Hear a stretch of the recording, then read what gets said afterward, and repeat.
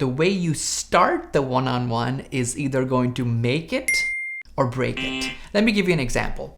I used to have a boss who would always run late to our meetings. He was disorganized, and honestly, he was all over the place. Take a guess what our one-on-ones looked like. Our one-on-ones were also disorganized and kind of all over the place. I hated them. They were a big waste of time. So here's tip number 1. The way you show up matters. If you show up excited, your direct report is going to be excited. If you show up stressed and irritated, your direct report is going to think they did something wrong and you're not going to get their best thinking.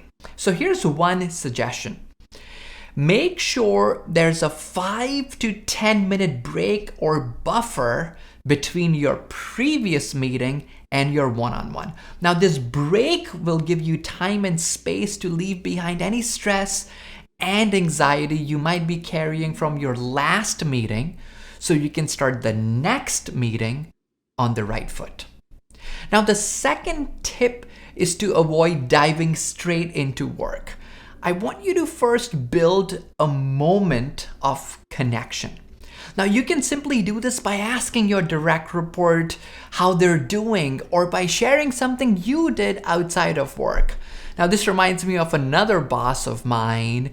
This boss of mine and I shared this amazing love for the Golden State Warriors. We would often talk about how the game went, and it was a small connection, but it was a genuine and meaningful connection. Now that you've built a moment of connection, it's time to nudge the meeting forward. You can do this by experimenting with an opening line that's comfortable for you. Here are 3 examples that work well. Where would you like to begin today? Or you could try any hot topics you'd like to discuss. Or you could try, thanks for sending me the agenda. Where do you want to start?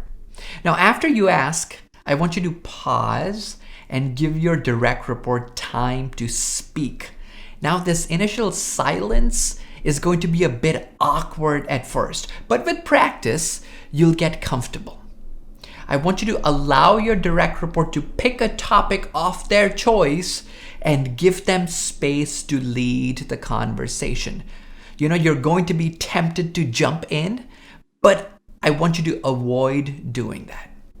Your role in the start of the meeting is to let the direct report take the driver's seat so that they can drive the meeting forward. I want you to remember, the one-on-one is ultimately their meeting.